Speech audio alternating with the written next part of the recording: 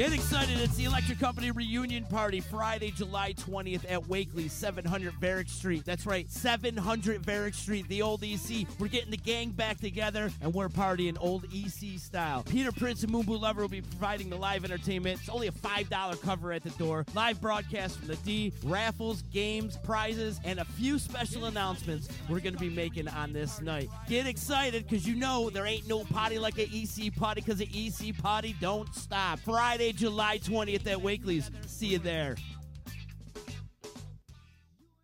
The Property Sisters of the Mohawk Valley was born when 3 top-producing agents with over 25 years of combined experience selling real estate joined forces to take real estate to the next level. We practice with honesty, integrity, and the knowledge to help make the buying and selling process easy and stress-free for all of our clients. We pledge to always make our clients our top priority from start to finish and even after the house is closed. We will always be a valued resource for information and assistance for our buyers and sellers. Our customers over the years have become not only past clients, but great friends. As we join hands together as the Property Sisters of the Mohawk Valley, we look forward to serving our clients and our community and making a positive difference. You can reach us at 315-601-9630 for all of your real estate needs. Hi, this is attorney Nick Pasalacqua. The team of attorneys I have assembled at Pasalacqua & Associates has been carefully hand-picked to include the best trial attorneys in the particular areas of the law that we practice.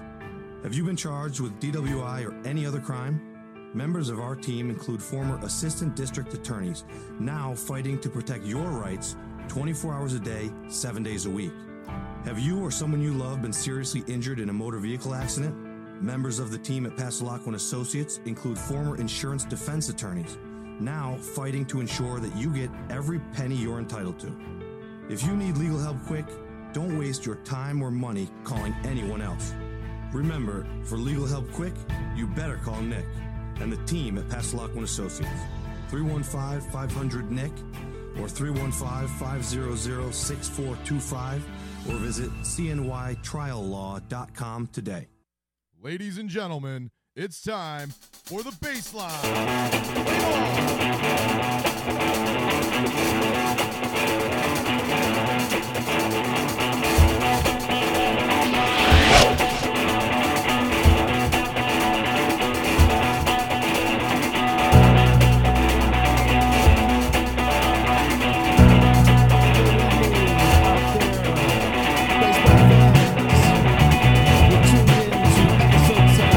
Baseline. Here is JP and my boy, my co-host with the co-most, SPG. What's up, everybody? Live July 22nd from Utica, New York, 2018. Disruption Network. And some big news this week, some big trades. A lot to talk about today, JP. We're going to have to kind of dive into some of these interesting topics. There's a lot going on. So it's I mean, there's diseases going on. That's just crazy. Crazy day only the in New baseball York Mets, today. Right? Only the New York Mets. It has been the Mets. Go figure that something to that effect would be happening with the Mets. Coxsackie is just now today, a thing with the Mets. Today alone is just proof of how crazy this baseball season has been, and especially after the All-Star break. Yeah, there's just the been, All-Star game. It's just been trades, crazy since the All-Star break. We got trades, mouth and foot disease, Coxsackie. We got trades to get to. Trade news, big trades happening this week. Manny Machado going over there to L.A. and Brad Hand in probably something that was an even bigger deal. Brad Hand and Simber going over to Cleveland. And another closer getting traded. Speaking of the Mets, Jeurys Familia got traded to the Oakland Athletics. So, yeah, a lot to get to. But today, a lot of crazy stuff going on just today alone. So, you know, we're hoping Dave is going to tune in here and let us know his distaste for what ESPN did today. He was very passionate on that topic. But some big news out of New York, out of Flushing, Queens. Some not so good news is Thor, Noah Syndergaard, going on the disabled list today with hand, foot, and mouth disease. Yeah. So that's a thing. Something for the Mets that I now. understand most adults develop some sort of level of immunity. It's very rare for it to happen to an adult. Listen, it's common in children. My daughter had it. There was an outbreak in her school 2 winters ago. It is not pretty.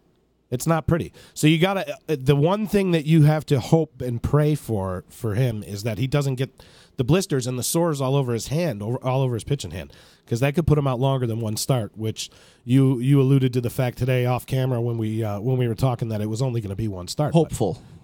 They're hopeful. That could be some nasty stuff. Who knows what it's going to do in an adult? It could be exasperated. But that's such a Mets thing, right? Yeah, it is such a Mets thing. So supposedly he was. I guess he volunteered at a kids camp, which is commendable. Okay? It is. I know that's the worst part about this whole thing is it's because he was being charitable and going to hang out with kids at a summer camp. I don't know if that happened over the All-Star break or when that was. I assume that's probably what it was. And then comes down with this disease that's going to put him out. He was supposed to pitch tomorrow, I think. Yeah. And now I'm cursed. Can be a little bit again. Apparently, they don't develop immunities to this hand, foot, and mouth disease growing up on Asgard. So we'll see what we get out of Thor's weakness. Thor's weakness: hand, foot, and mouth disease. Who knew? Cocksack. Who knew? Today is July 22nd, and 21 years ago on this date. A story that doesn't really get as much talk as you would think because it was not a no-hitter. It wasn't a perfect game.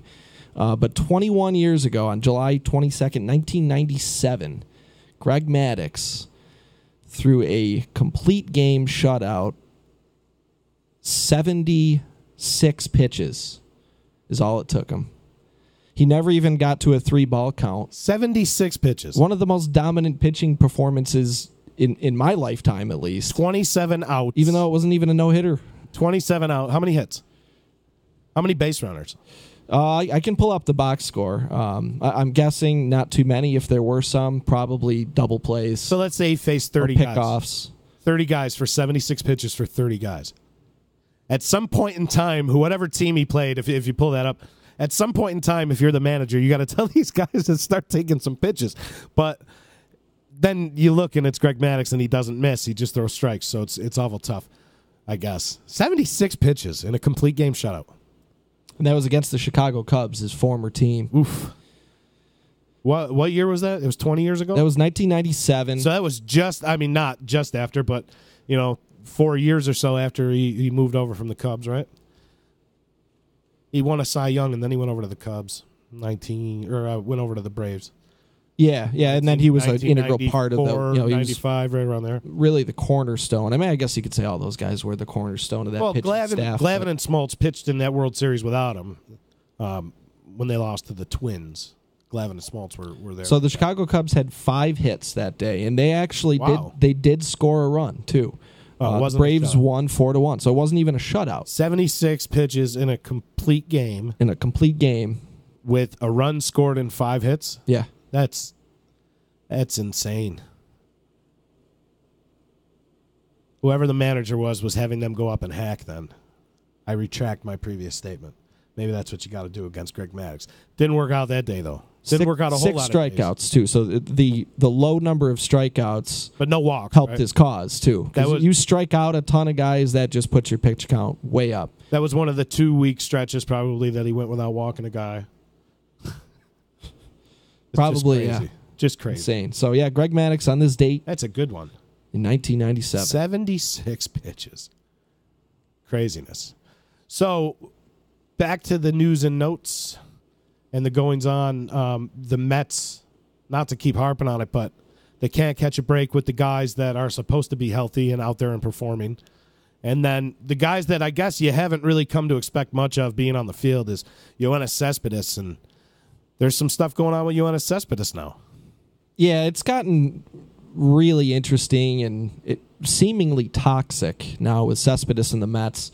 There was an incident about a month ago or so, too, where he was supposedly rehabbing in Miami or somewhere in South Florida, and the Mets were going to Tampa Bay to play the Rays.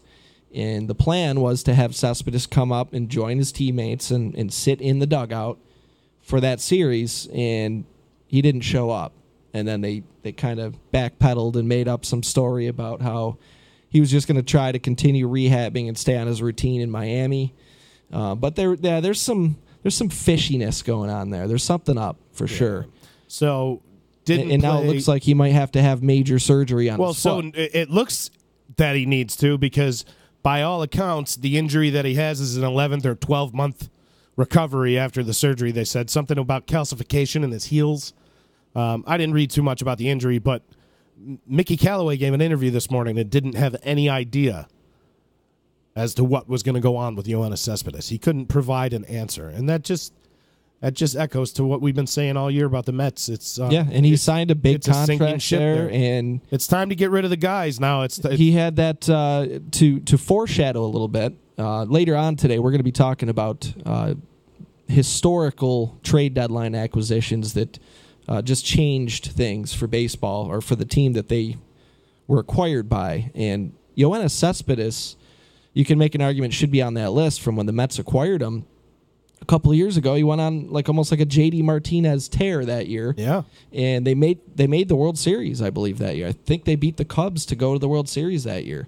Yeah. In 57 games. And because of that, they get all that success, and he's so hyped up, and they do well in the playoffs. In 57 games. The pressure's on then at that point to give him a deal, give him a long-term deal. 230 ABs, he had 290, 340, 942 OPS, 17 homers, 44 RBIs in 57 games for the Mets that year. So he was a big shot in the arm, and they went to the World Series that year. So the pressure was on to sign him to a long-term deal because of what he did in that short time frame, and in the long run, it really looks like it kind of screwed him. Yeah, 4 years, $110 million, signed through 2020. Now it doesn't even look as if he has any value on the trade market whatsoever. Certainly signed to a hefty contract, and aside from that, you don't know if he's going to be on the field. Major injury. And you problems. don't know what. You almost got to question: is he really injured? A lot of the time now, with these antics that he pulls, it's almost as if he doesn't want to be on the field, or they're hiding a major injury here, which there should be some level of expectation of disclosure. That would be so Mets if they were hiding something even more serious. Yeah, but it's something worth monitoring, and that story's not going away. That's going to remain a big story here throughout the rest of the season and beyond. We'll see what this injury does for him. So story to keep an eye on for sure. Cespedes, definitely, and really a bigger story around that Cespedes story is the Mets in general. You got 9 days here to really decide if you're going to entertain offers for Jacob deGrom, Noah Syndergaard, other guys. Mm-hmm. Okay. And they've already traded Familia. The Familia trade was kind of weird for me. I mean, not that it's unexpected that they traded him, but I guess the word around the league, a lot of executives were saying, those guys they got back were okay considering he was a rental trade, those prospects they got, but nothing to really get so excited at to jump at a deal 10 days still at the time of that deal going down before the deadline. I mean, why not hold on to him for another week? You see teams constantly looking for relief help, and when it gets really up close to that deadline, maybe you've got 3-4 teams outbidding what you just got from the Oakland A's. Maybe you jump too soon on that, especially with the return they got.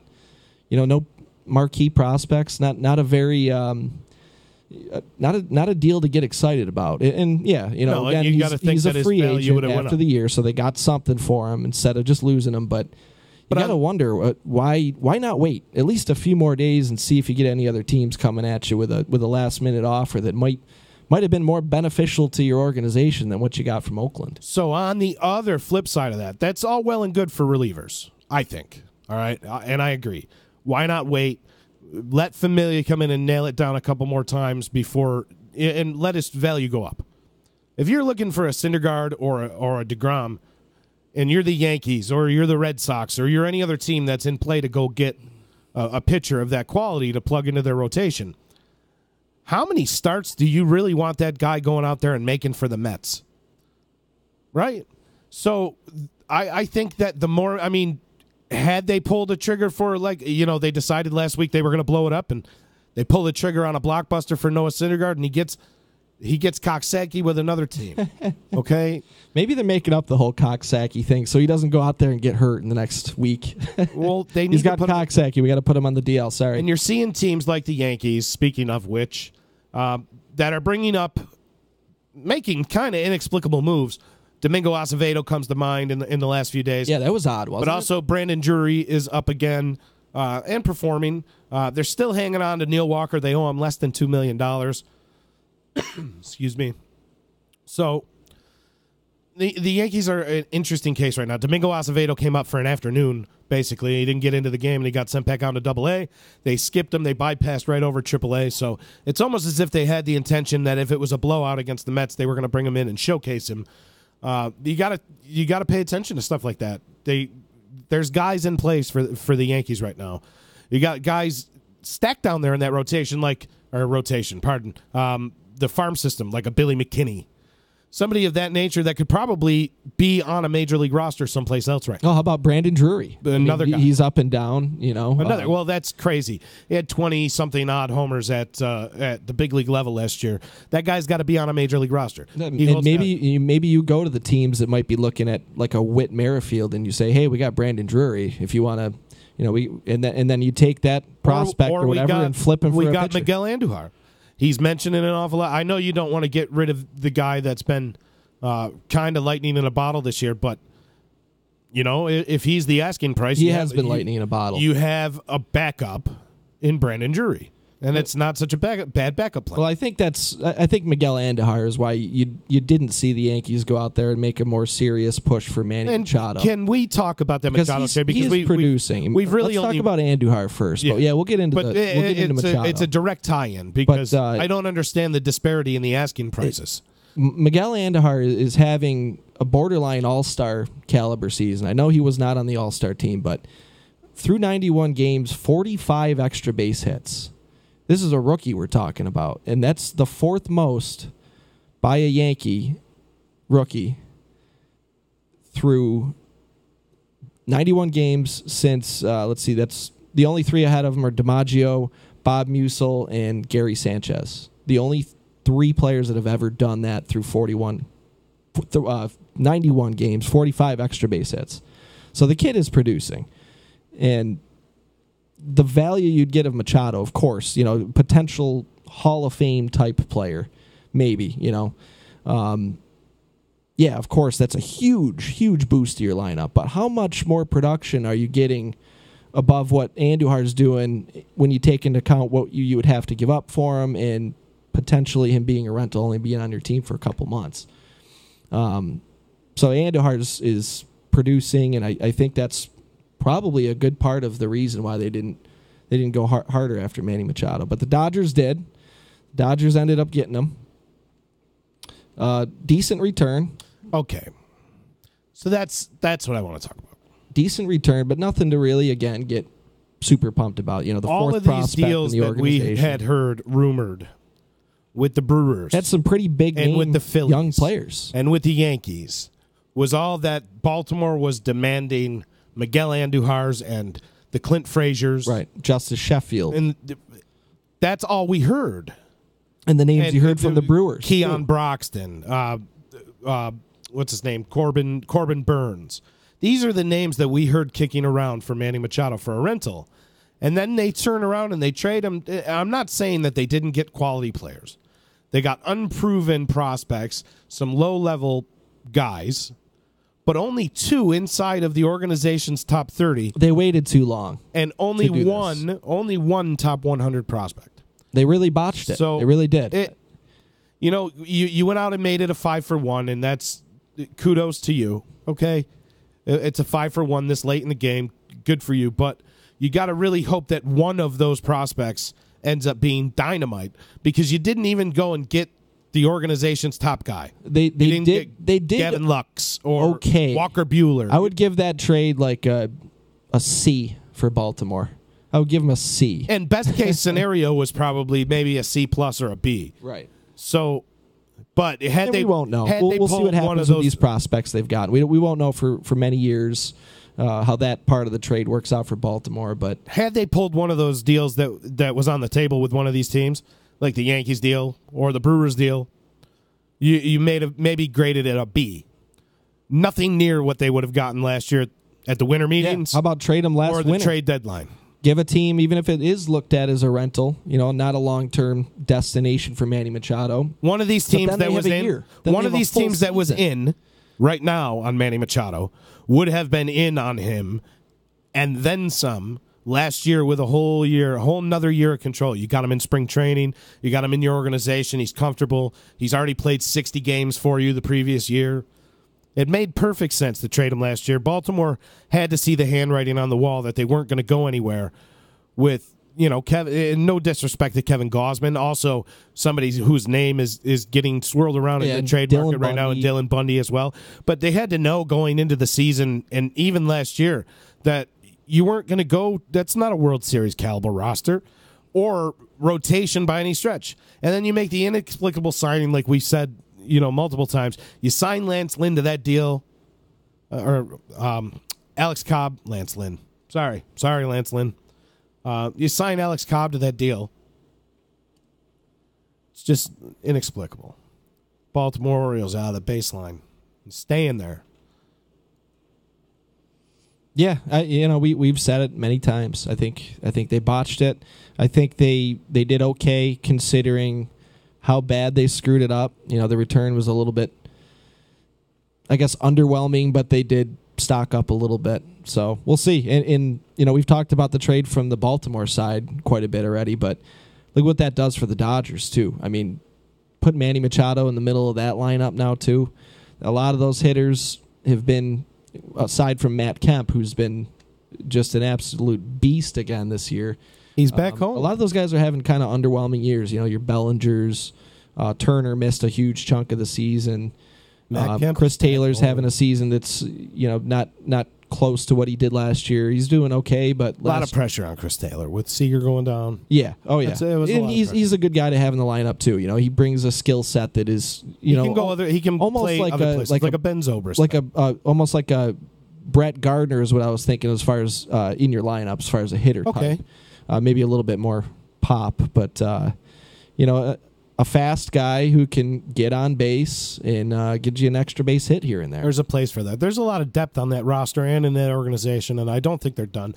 I don't Justin understand. Turner is hurt now. He's banged up. I don't know how serious. If you're going to make a 5-player deal, okay, you're going to send 5 players the other way, you got to have Zach Britton back in that deal.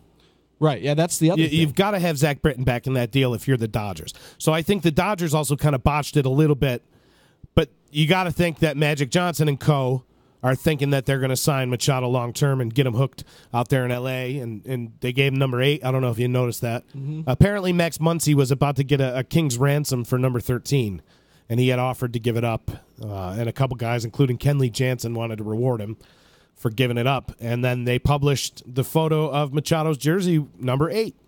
And so maybe Max Muncy has crushed the ball for the Dodgers. He shouldn't be giving up his number to somebody who's just coming in. You do realize the significance of number 8. Oh yeah, of course. Cal Ripken kind of blocked that number out in Baltimore. So maybe this is second in or shortstop and third baseman too. I mean, so maybe this is either his tribute to Cal Ripken, or maybe 8's been his number all along, right? And he's wanted to wear it. Now he can wear it, or maybe it's just a shot at Baltimore. Who knows? You never know. But I like it. He's wearing number 8. Maybe it's in tribute. I like to think it's in tribute to Cal. Give us back our minor league affiliate, Blue Sox, the Aberdeen Ironbirds. We want them back. Speaking of minor league baseball, and we'll get to this a little later on, but I did go to the Syracuse Chiefs during Bulls game last week. Had a great time. There was a little rain delay right there, but it wasn't too bad. It was about a half hour or so it kind of gave me time to walk around the stadium a little bit and check out the concessions and the gift shop and all that stuff. But I'll get into the details on that a little bit later on. Yeah, we got a new segment coming your way tonight. A new segment. That's a preview of a segment coming up a little later. Yes.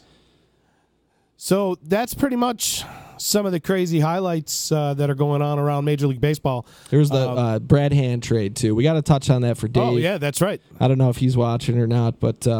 That's a huge. That is a nice pickup. You talk about addressing a need, and now you got both of those players, both of those pitchers coming back under control for the next, this season and next season. Because Andrew Miller and Cody Allen are free agents. You got to after the season. Sign Cody Allen back, or I don't know. Cody Allen hasn't been ridiculous in non-save situations or in save situations. He's been a dumpster fire in non-save. Yeah, situations. it's almost like what Ken fire. Giles was going through in Houston.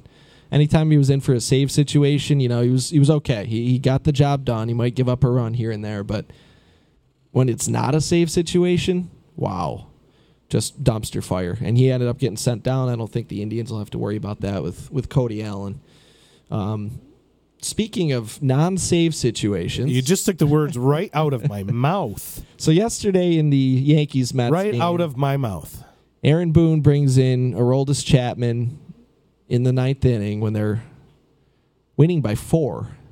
Non-save situation. Now, this is a guy that is vital to your team's success, Chapman, and his battled knee tendonitis throughout the entire season. Not where it's really affected him too much yet, but it is something to monitor and something to be worried about.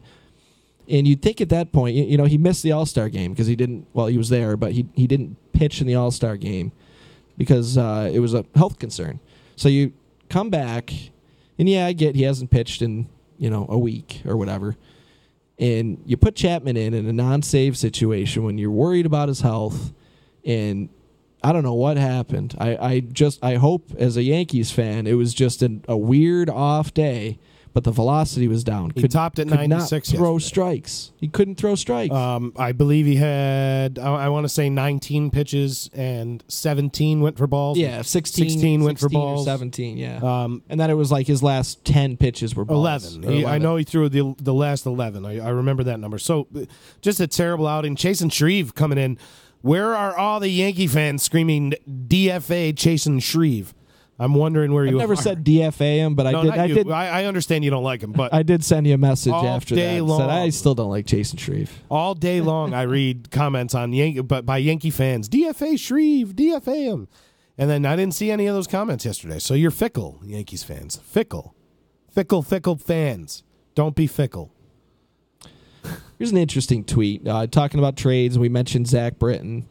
I guess Jim Bowden is saying that there's a source that the Astros are all in on Zach Britton. They love him. They wanted him last year. Last year's trade got negated, and then that's kind of why they ended up getting Verlander. I think Zach Britton honestly was their first choice at that point, and that fell through in literally a minute or two before well, I guess this is the waiver trade deadline now. A month from now we're talking about when they got Verlander, but yeah, they ended up picking up him as almost like Plan B, and September 1st. Sure worked out on the roster. Worked out okay for him. So yeah, Zach Britton. I mean, that's kind of an obvious fit. The Astros. Yeah, they love him. So you might see a team like the Yankees jump in and block that. There's been a lot of talk about Zach Britton, one of the better relievers available on the market right now. Yeah.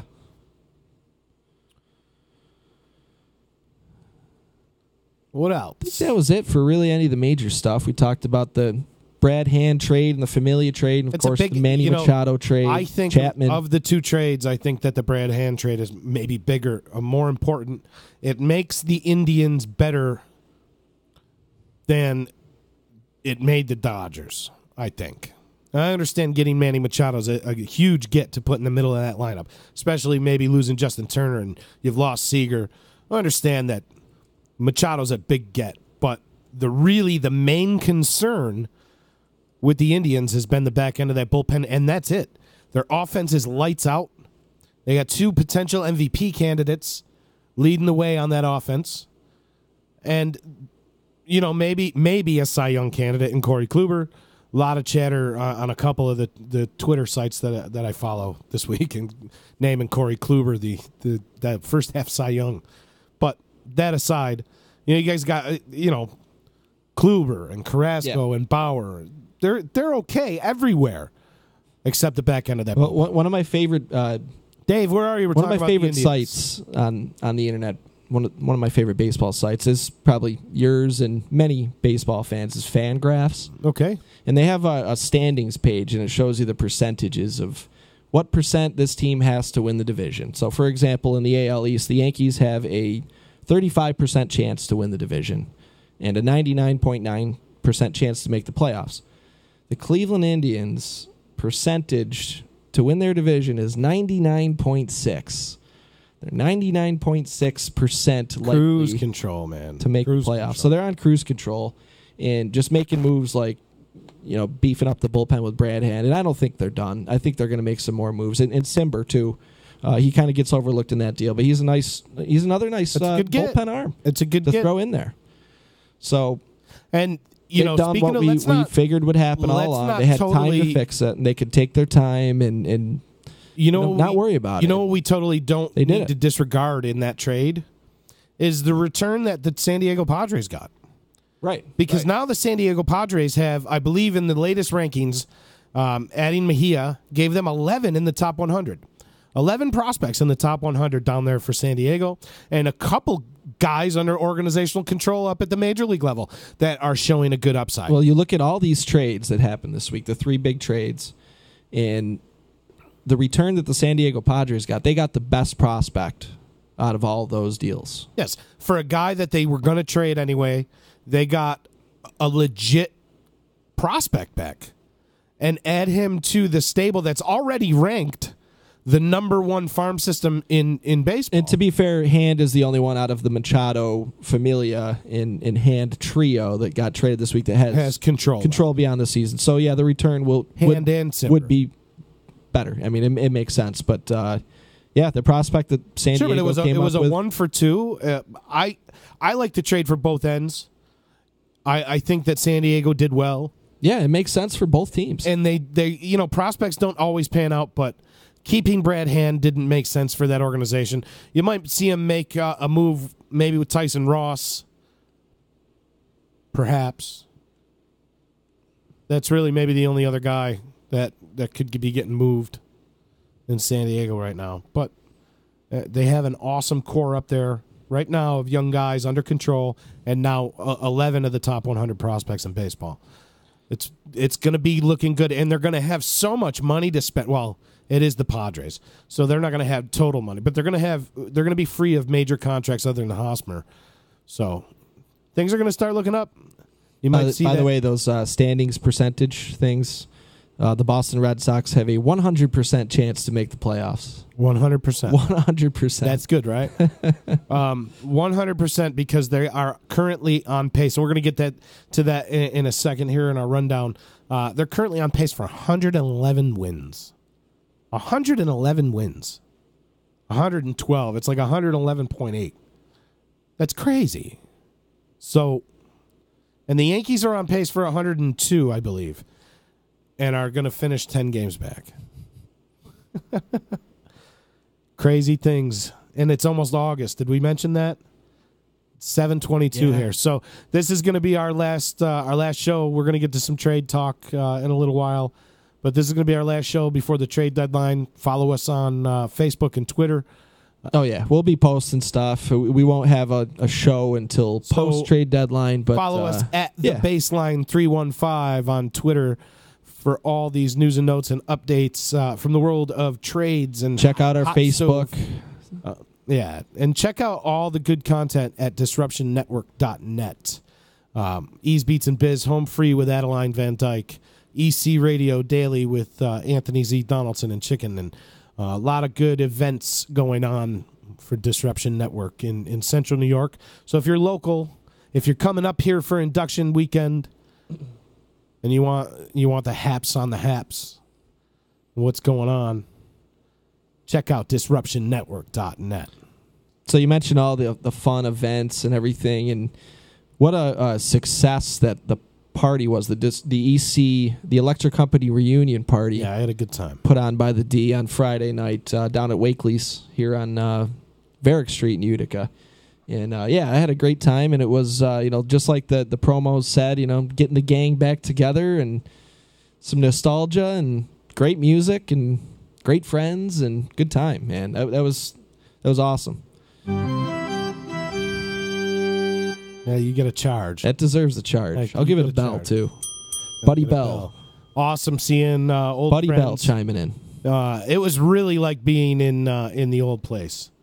It was exactly like being. Except for the bathrooms. The bathrooms were very nice. You know, that's that seems to be the common response, actually. So anyway, we're going to get into the rundown here.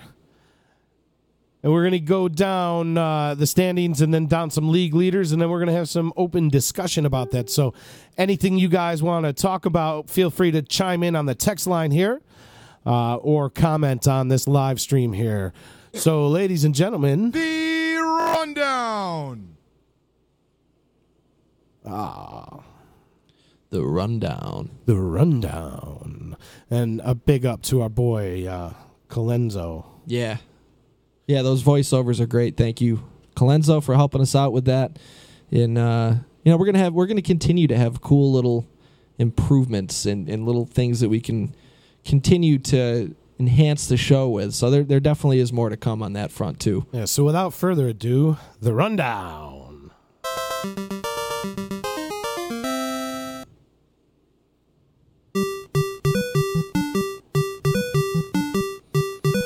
In the AL East, we got the Boston Red Sox at 70-31, currently 693, on pace for 112 wins, 34-13 at home, 36-18 on the road, 8-2 in their last 10, and they won today, putting themselves 5 games currently ahead of the New York Yankees, who are playing tonight against the New York Mets. 63-34, good for a .649 winning percentage. The Tampa Bay Rays currently sit 1 game over 500 at 50-49. The Toronto Blue Jays at 46-52, and the forever cellar dweller Baltimore Orioles at 28-72. I believe on pace for something ridiculous like 112 losses. So big ups to Baltimore. On to the Central. The AL Central, you got your Cleveland Indians there in first place. No surprise at 54-44. They're 5-5 in their last 10, but they did shore up that bullpen, and they are on cruise control. Second place, the Minnesota Twins, 44-53, 9.5 games back. Lost 3 in a row. Very disappointing season for the Minnesota Twins. The Detroit Tigers in third place at 42-59, 13.5 games back. 2-8 in their last 10. Kansas City Royals in last place in the AL Central at 30-68, 24 games behind the Cleveland Indians. They have won 3 in a row. 3 in a row. How'd we ever win 3? On to the AL West. The Houston Astros atop the AL West at 66-36. They have lost today, but they are 5-5 in their last 10, kind of scuffling, but not a big deal. The Seattle Mariners have cooled off a little bit, but they still sit at 20 games above 500 at 60-40. 60-40, a 20-game above 500 mark with a run differential of +1 because they won today. +1. +1, 60-40. The Athletics still remain hot, 57-43. 3 games behind the Mariners, 7-3 in their last 2, and they have won the last 2 straight. 7-3 in their last 10, pardon. And the Los Angeles Angels sit at 50-50. 15 games back currently of the Houston Astros. 25-25 at home and 25-25 on the road. Big win today. They did put up a lot of runs today, scoring a bunch off of Lance McCullers. 42-58 are the Texas Rangers, bringing up the rear in the AL West. On to the senior circuit. The National League East, the Atlanta Braves tied for first place with the Philadelphia Phillies. Atlanta at 53-42. They're 4-6 in their last 10, but they have won 2 in a row. The Philadelphia Phillies tied for first, 54-43, 5-5 in their last 10. The Washington Nationals at 48-49, under 500, 6 games back, 4-6 in their last 10. The Miami Marlins 43-58, 13 games out of first place, and the New York Mets, the out of the baseline New York Mets at 40-56. On to the NL Central. The NL Central. The Chicago Cubs, big winners today, 7-3 in their last 10. 111 run differential. Scoring some runs out there in a windy city. They are 58-40. Good for a 3.5 game lead over the cooling off 2-8 in their last 10 Milwaukee Brewers, 56-45. The Pittsburgh Pirates are scorching hot. Currently 2 games above 500, but they are 9-1 in their last 10, including 9 straight. So watch out for the Buccos there. Only 8 back of the Chicago Cubs, and only just they're within 4.5 games now of the Milwaukee Brewers. St. Louis Cardinals at 1 game over 500 need to decide the next couple weeks here if they're going to be sellers or buyers, if they're going to add to that team at 8.5 games out of the division right now. And the Cincinnati Reds are the Cincinnati Reds, but only 15.5 out in the division based on that start. They sit at 13 games under 43-56. The NL West, things are going pretty well lately for the Los Angeles Dodgers, now at 55-44 in first place in that division. 7-3 in their last 10, just acquired Manny Machado. Things look to be setting up for a nice second half for the Dodgers. In second place is the Arizona Diamondbacks, 54-46. That's a good Sublime number, right? 54-46. 54-46. Game and a half back of the Los Angeles Dodgers. They're 4-6 in their last 10. The Colorado Rockies, who have been hot lately, 53-46, 2 games back. The San Francisco Giants, 51-50, 5 games back. And the San Diego Padres, the Brad Handless San Diego Padres, at 41-60. So that is the current standings. On over to your league leaders. In the AL, Mookie Betts leads with a 352 average. Jose Altuve, 328. J.D. Martinez of the Boston Red Sox, 322. Gene Segura, 321. And Manny Machado still leading. He's 5th in the AL in batting average at 315, but now we know that he's over in Dodger land, so let's see if he can qualify over there and get up on that leaderboard. Over to the NL. Nick Markakis still leading the NL in batting average at 323. Right behind him, Albert Almora Jr. of the Chicago Cubs with 321. Bit of a surprise leader. Scooter Gennett third at 319. Matt Kemp at 316. And Corey Dickerson at 315. I love it. AL home run leaders. Your AL home run leader is Jose the Hamster Ramirez with your Cleveland Indians with the first one in the major leagues to 30. J.D. Martinez on his heels with 29. Mr. Mike Trout, Mr. Baseball, Mr. Market himself, better than any player because of his actions on the field, with 26 out there for the UCLA Angels. Aaron Judge of the New York Yankees with 26, and Francisco Lindor, also of the Cleveland Indians, with 25. Your NL home run leaders. Matt Carpenter is now tied for the NL home run lead with 25 after a torrid start out of the All-Star break. I'll get on Matt Carpenter's numbers a little bit later on. Nolan Arenado and Jesus Aguilar both at 25 as well. Bryce Harper at 23. Max Muncy, number 13 of the Los Angeles Dodgers, at 22 home runs. Your to the AL RBI leaders. J.D. Martinez, who has found himself at the top of every category we have read off so far, certainly in the hunt to be a Triple Crown threat here. Your AL RBI leader, J.D. Martinez, with 81. Jose Ramirez with 72. Edwin Encarnacion with 68. Chris Davis with a K. Chris with a K from the Oakland Athletics, 67, tied with Mitch Haniger of the Seattle Mariners. In the NL, you got Javi Baez at the top of the RBI leaderboard at 74, followed by Nolan Arenado, another guy who's at the top of a lot of these lists. Number 3, Eugenio Suarez of the Cincinnati Reds with 71. Jesus Aguilar with 71. Trevor Story of the Colorado Rockies at 5th with 68. AL wins leaders. Your AL wins leaders. Luis Severino with 14. Corey Kluber with 12. Blake Snell of the Tampa Bay Rays. Lefty Blake Snell having a dynamic year with 12 wins. Carlos Carrasco with 12. And Chris Sale of the Boston Red Sox, the red-hot Boston Red Sox, with 11 wins. Your NL wins leader. Max Scherzer at number 1 with 12 wins. Also with 12, Aaron Nola and John Lester. 4th, Zach Greinke with 11, and Zach Godley with 11. So Scherzer moved to 13 today. So Scherzer's did, one up on those guys. Right.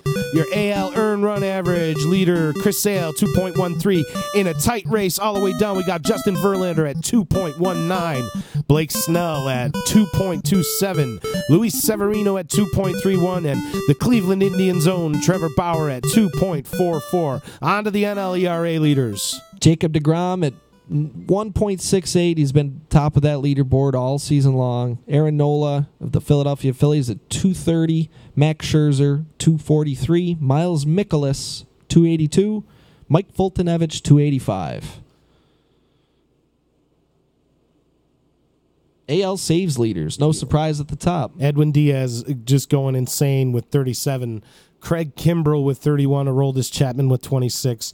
Blake Trinan with 24. Keona Kela with 23. NL saves leaders. Kenley Jansen and Wade Davis tied with 28. Brad Boxberger and Brad Hand tied with 24. And Felipe Vasquez of the Pittsburgh Pirates with 23. Dave said we needed to, so apologize. We're just getting the hang of this thing here. So if it was too loud on the music there and we're reading over the top of it, we're just trying to do something fun. It's the RBI baseball theme, Super or NES, Nintendo Entertainment System. I got mine when I was, I believe, 8, 1989, and played RBI baseball until my fingers bled. So just throwing it back to that. So if it was a little too loud and you couldn't hear, you can go look these stats up yourself. You can see them. But we're just going to read them off to you. We're going to finish right now with the AL wins above replacement. Jose Ramirez, your new leader in the clubhouse. Jose Ramirez with a 6.9 WAR. He is tied currently with Mike Trout, 6.9 as well. Mookie Betts, Francisco Lindor, and Aaron Judge rounding out the top 5 in the AL, 6.5, 5.8, and 5.4 respectively. Your NL WAR leaders. We have a new leader in the NL, Matt Carpenter, now at 4.5. Lorenzo Cain, 4.4. Freddie Freeman at 3.9. JT Realmuto, 3.8. And Nolan Arenado at 3.8. So, yeah, Matt Carpenter's recent hot streak definitely just boosted him to the top of that leaderboard. Because I don't recall seeing him on the top 5 any of the nights we've done this show. And there he is now at the top of the NL. Matt Carpenter. Having a week. Yeah. 4 days, 6 home runs. So 4.5 WAR for Matt Carpenter. We haven't seen him in that top 5 all year, just like you just said. We haven't seen him up there. Now he's at the top. Awesome. And going through the standings, a couple of things that caught my eye there. Matt Carpenter's in the Central, and it's not the Cardinals, but the Pirates. You mentioned they were scorching hot. Huge. And the Milwaukee Brewers are trending the other way. They're 2-8 in their last 10, and you got to think Milwaukee is going to be doing something here very soon before the trade deadline. They've got to spark their team at this point because the Cubs are getting hot. They're 3.5 games back now.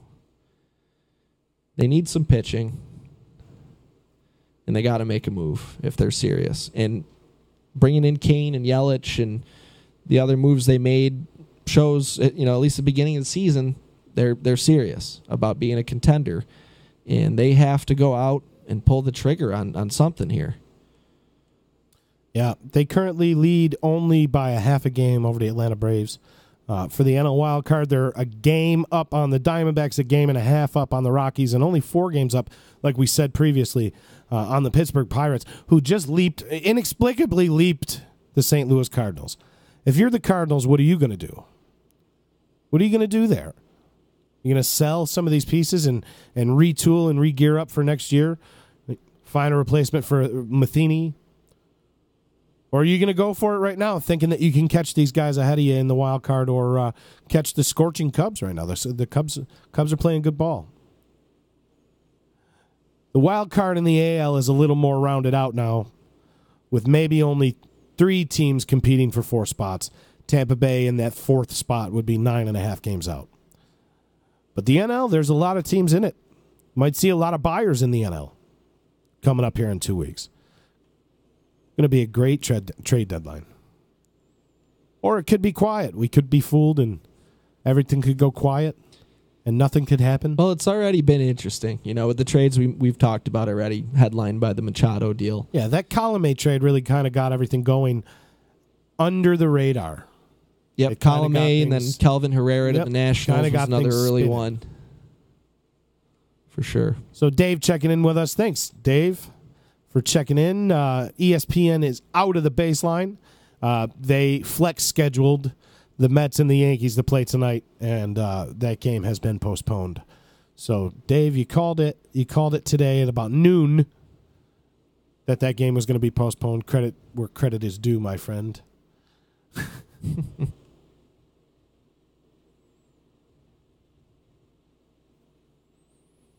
What do we got? Let's talk about the Haps. We got to do the Haps on the Haps. So the Haps on the Haps, it's this segment that, only the baseline could provide to you. The Haps on the Haps. Each week we look at the Haps on Ian and J Hap. Don't call me J period, A period. It's Ian and J Hap. So what is the Haps on the Haps this week, my friend? Haps on the Haps this week. Over the last 7 days, and you got a factor for the All-Star break in there as well. Ian Happ is 3 for 12. He's got a single, a double, a homer, a stolen base, 4 RBI, batting .250. Pretty good week, I'd say, for Ian Happ. He was in the 5th spot in the order today for the Cubs, and he's doing well.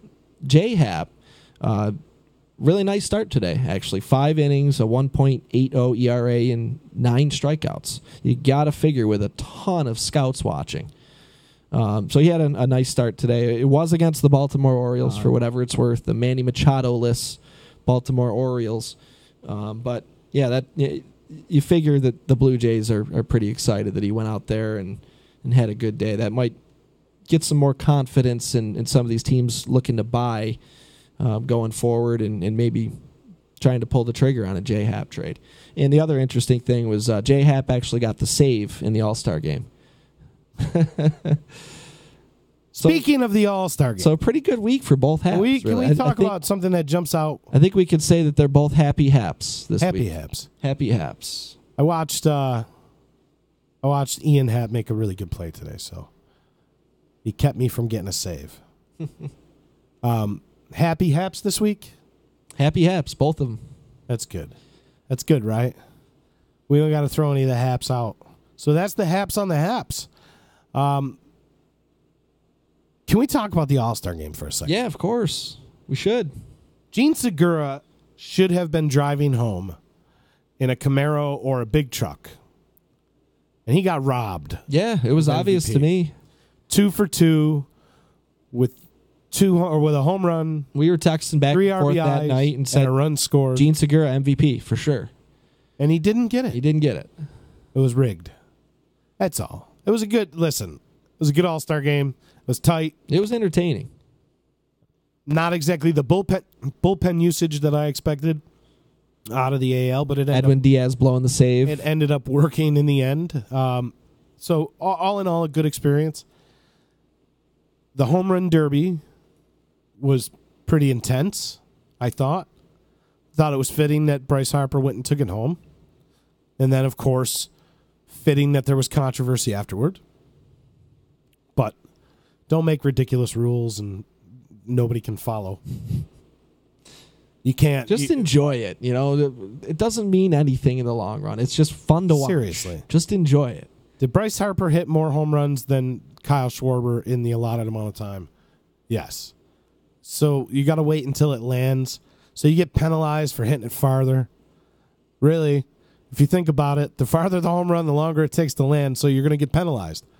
It's crazy. Well, I think they also give bonus time for long home runs. I think if you get 2 of them over, I don't know what it was, 440 feet or something, you get an extra 30 seconds added on to your time. But, yeah, anyway. Well, it was the All-Star it was game. entertainment. It was good entertainment. I enjoyed it. I like seeing all those players together. That's the cool thing. The fun you thing saw for Manny me. Machado out there with Matt Kemp taking a selfie on the field, before the trade went down, and all the it's cool all the improvements they have been able to make to coverage of events like that, with having guys like Charlie Blackmon, and who had one of the more entertaining interviews, I thought. Charlie Blackmon, if you can go on YouTube. Mike Trout was mic'd up at one point. If you can go on YouTube and you can listen to Joe Buck's interview with Charlie Blackmon, it is definitely a half of an inning worth looking up.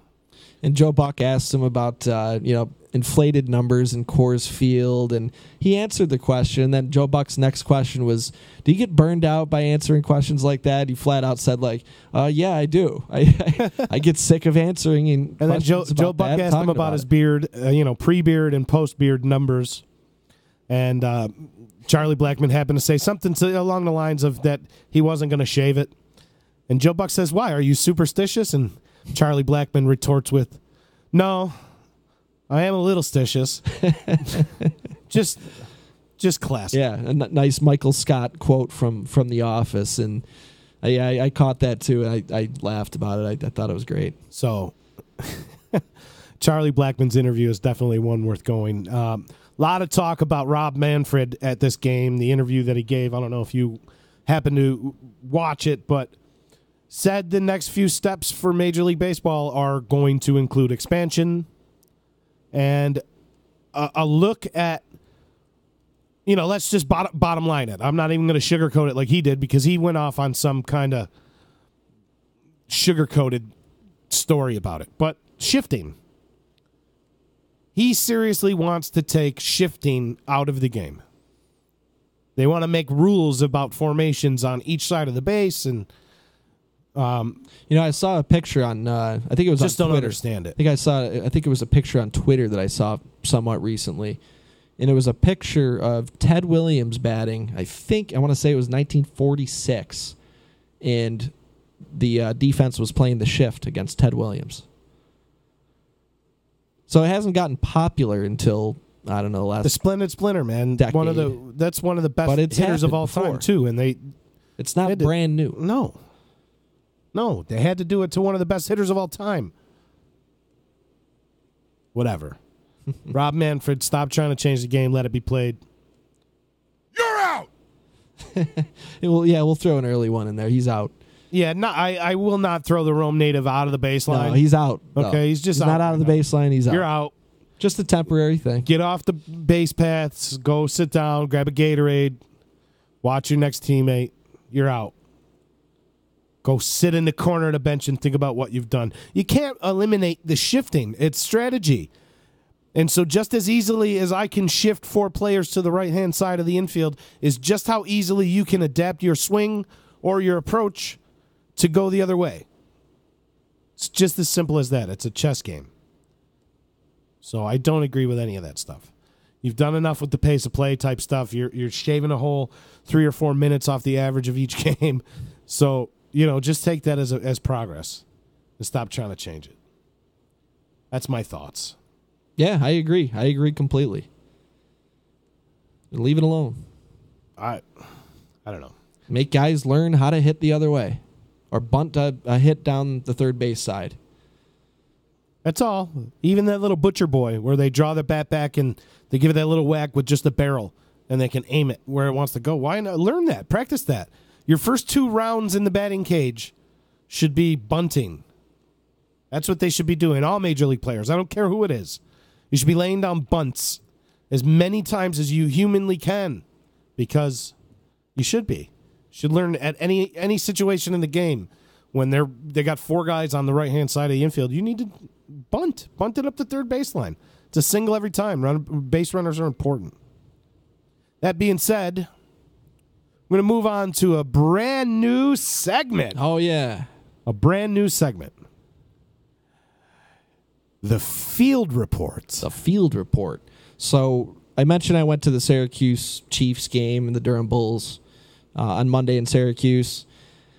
And it's been a while since I went out to that stadium, that ballpark for a game, and I was overdue anyway. PNC Stadium. Yeah, it's NBT Bank now, Bank. but yeah, it had been PNC Stadium, and I figured it was a nice night. There was no Yankees games on, there was no Major League Baseball. The Home Run Derby was on, but ended up just DVRing that and catching bits and pieces of it later on. figured, no Major League Baseball tonight. Let's go out to Syracuse. Let's go to the Chiefs game. And our old friend of the show, Johnny Field, was there, coincidentally. And I was hoping he was going to be in the lineup. He was not. He was benched. He was riding the pine in the minors. He did come out as a first base coach in like the 4th inning or something. And I kind of yelled out some pleasantries to him. Kept it clean, but threw out a few things for him. And I didn't get to see him play. But he has been doing good with the Durham Bulls. I believe he's 8 for 23 or something like that. So Johnny Field's doing all right with the Durham Bulls. We'll see if he can just make his way back to Tampa Bay. So, I hate to be the bearer of bad news here. But there's a reason that he wasn't in the Durham Bulls lineup the other day. Is he called back up? Worse. Mr. Field was DFA'd. Really? DFA'd. He played the next few days. So July 20th. Wow, that is breaking news to me. July 20th. Field was designated for assignment by the Rays. That was Friday. Yeah, that would have been Thursday. Removed. No, Friday. Yep. Removed from the 25-man roster before the break. Oh, Johnny. And is now off the 40-man as well. But there are rumors circulating that the Detroit Tigers are interested in putting in a waiver claim for Johnny Field. So, who knows? We could be seeing him again. We'll continue to follow the saga of Johnny Field. So that's the Field Report. The Field Report. Johnny, we love you.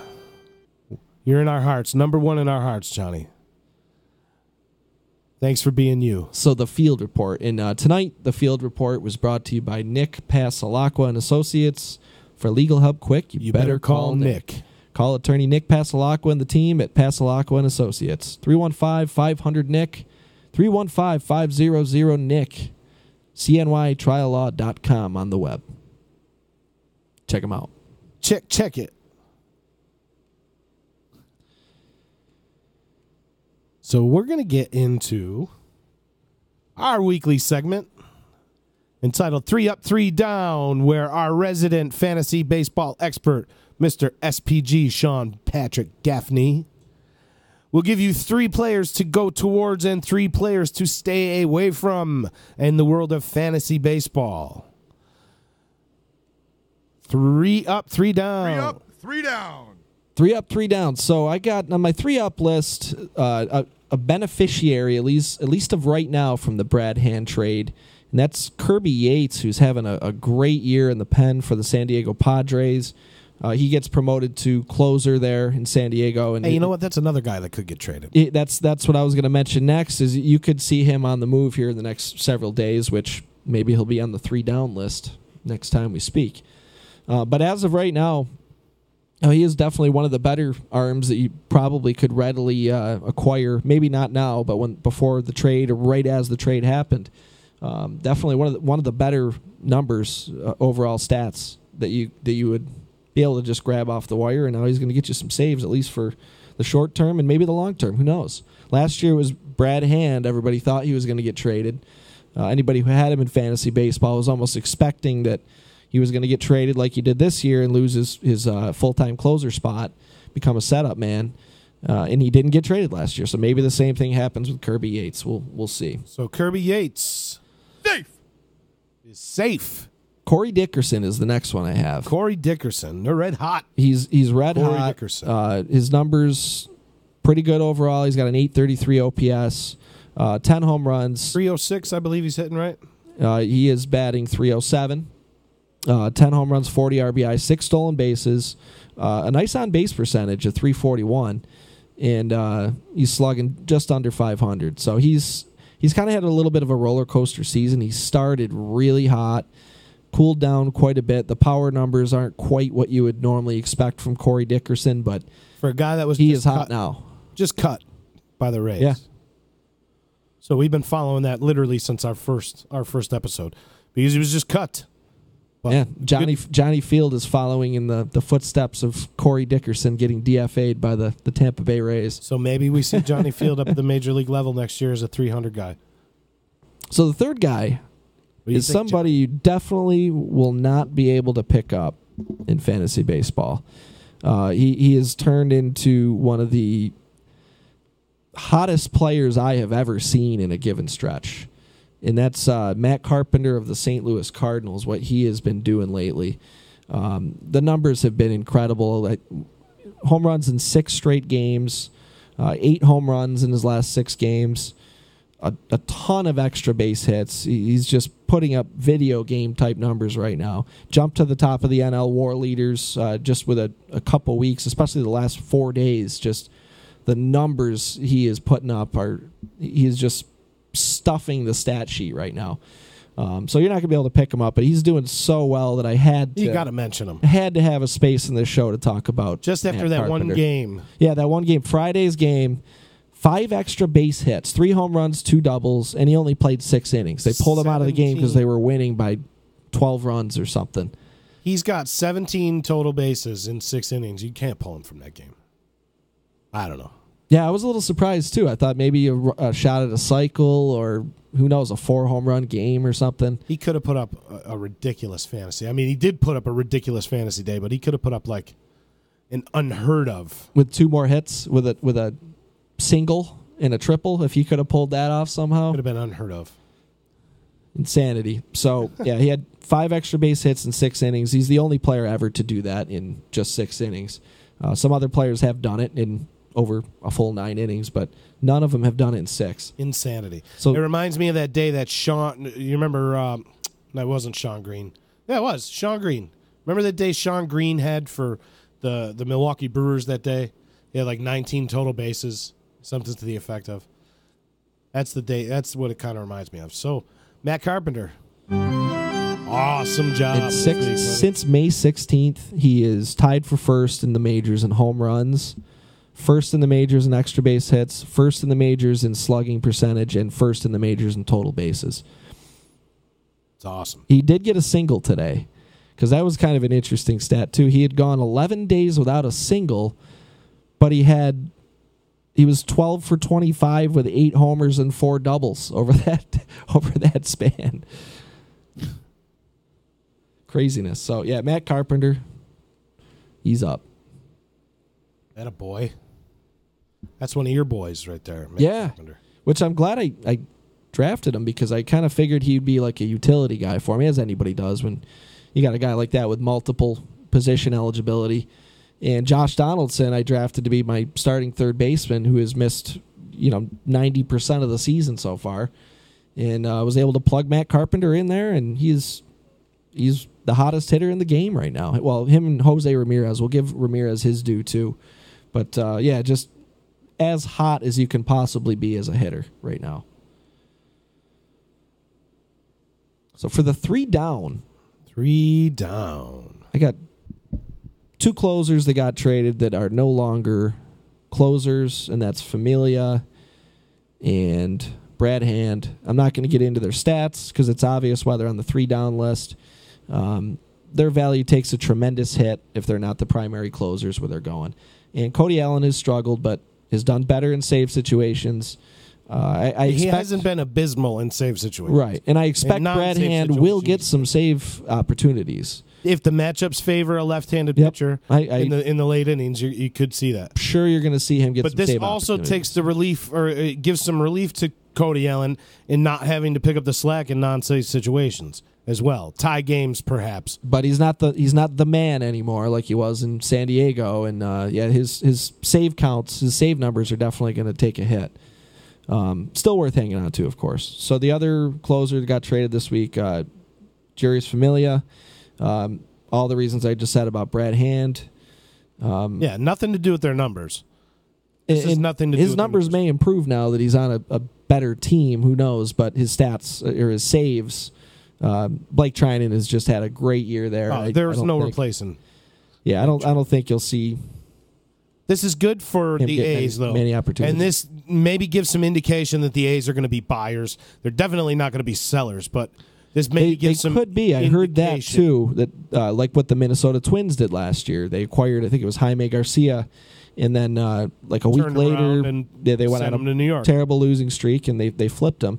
And considering how relatively inexpensive he was to acquire from the Mets, maybe you wait a few days and basically you just traded a set of prospects for a slightly better set of prospects if you have to move them.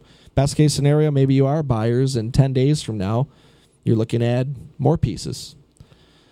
So, yeah, Familia and Hand, they're down. And the other one was, we talked about him a little bit, Yoenis Cespedes. I would be shocked to even see him back on a field this season, honestly, with whatever's going on there, that soap opera they have going on. So, yeah, Cespedes is the third one. I'm not going to get into his numbers because he's barely played this year. But it's one thing after another with him, and that's a big problem the Mets have on their hands. Two. Throw in one for the other closer, too. Hand and Familia I kind of bundled into one, but they were also on there. So we're at strike. Three. You're out. That's 3 up, 3 down from our boy SPG. Stay away from those guys if you're looking for saves or anything like that. You're probably not going to find them in Brad Hand as much as you would have when he was the primary guy. So that's really good insight, even though it's got nothing to do with their numbers per se, their numbers. But that's it. Before we get into our 7th inning stretch tonight, we're gonna pay the bills with a sponsor. But first, Sean's got some interesting stats that he wants to go over about Joey Votto. Oh, yeah. We forgot about we were going to talk about Joey Votto. So, Joey Votto, since 2010, well, I'll go through it by year. In the year 2010, Joey Votto did not hit a single pop-up. In 2011, he did not hit he hit one. In 2012, he hit one. 2013, he hit one. 2014, he hit one. 2015 was a bad year for him. He hit 2 pop-ups that year. 2016, he made up for it. He didn't have a single one. Last year in 2017, he had 1 pop-up. And this year, none. So that's 7 in the last 8 years. 7 pop-ups. 7 pop-ups. In 8 years. So the average MLB player with the same amount of plate appearances over that period of time that Votto has had, the average MLB player would have 127. He's done it 7. 7 times. And so what else with the pop-outs? So that's the other thing, is he has not popped out to the pitcher or the catcher in that. Or the first baseman. So the pitcher, the only time he ever pops out in the infield is short, second, or third. It's disgusting. Yeah. Joey Votto.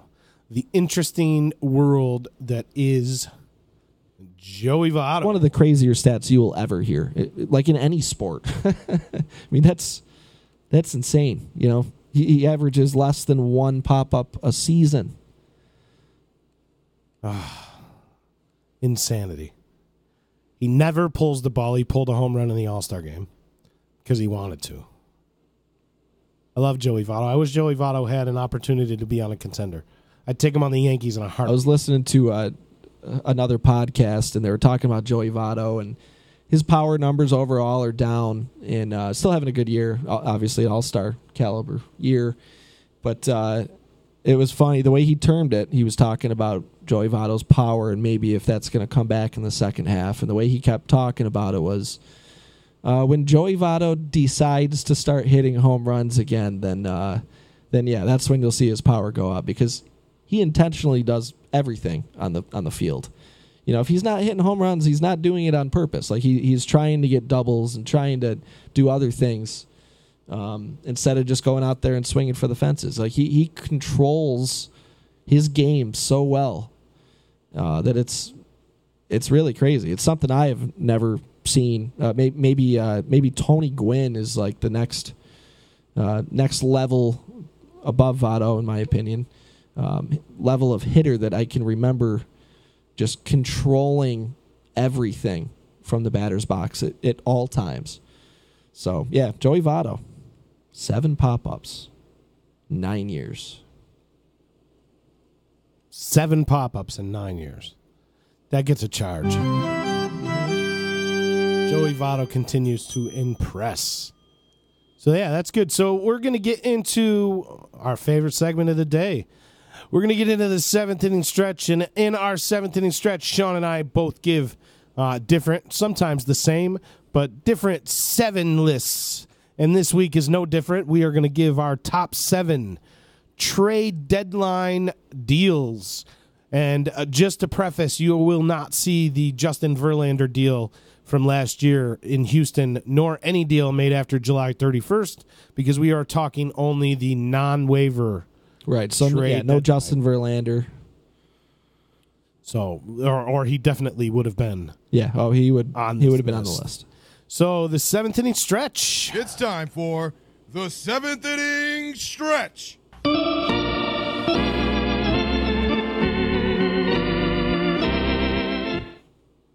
All right, the 7th inning stretch. Our top 7 trade deadline trades. And I'm going to start it off here. I will preface by saying I don't have too many that are outside of the last, 15 years or so. But we're going to lead it off here. And I'm going to lead it off with one from very recent memory. And I'm going to kind of combine 2 trades in one here. But it'll make sense in a minute. And I'm going to talk about the Yankees and Cubs and Indians making a deal in 2016, where the Cubs acquired Aroldis Chapman from the Yankees,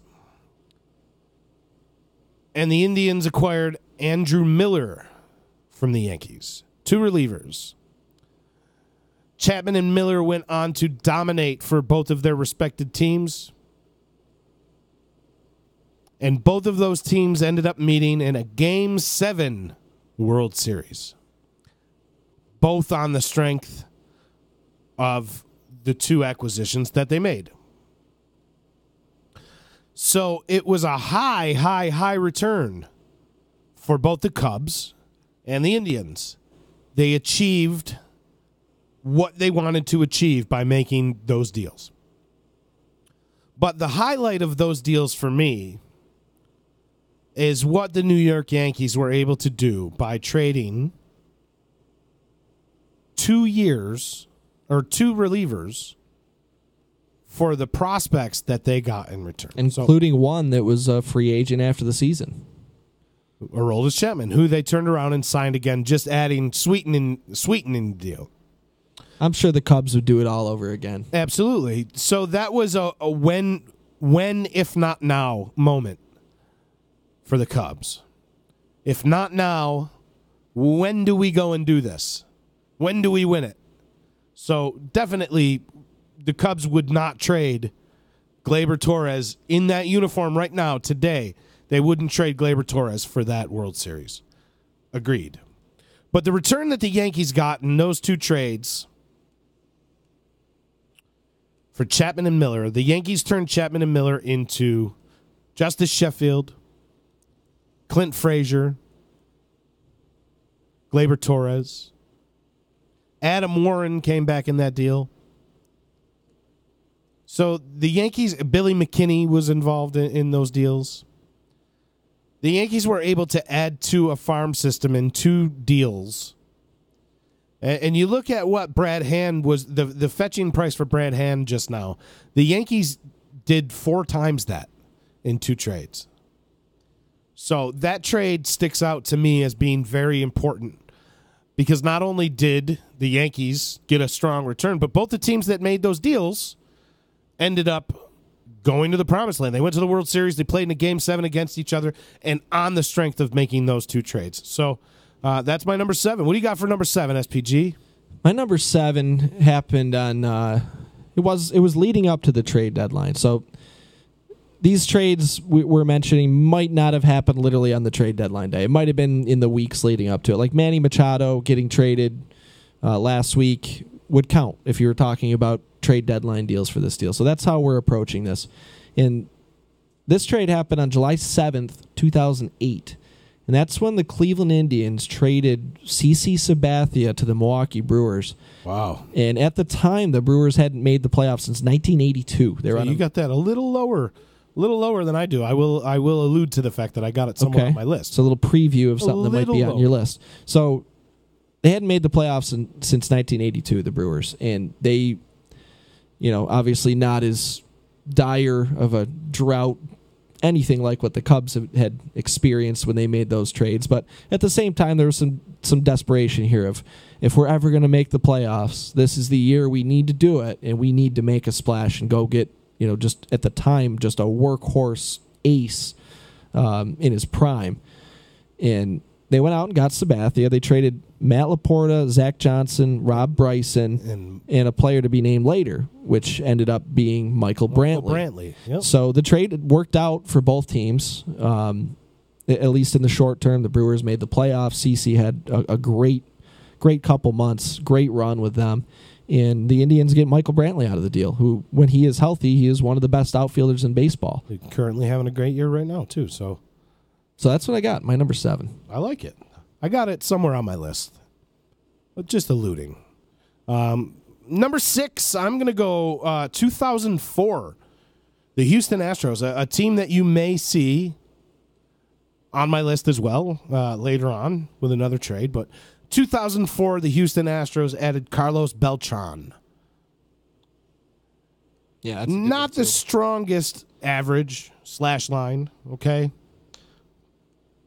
But in 90 games with the Astros in 2004, he posted a 927 OPS, 258 average, 23 home runs, 53 RBIs, 23 stolen bases in 90 games. Really good return right there on a trade deadline trade. Okay? Right there. That's a good return. But Carlos Beltran was not done that season and took to the postseason like an animal, posting a 1557 OPS. 1557 OPS in 12 games. Disgusting. He had 8 home runs, 14 RBIs.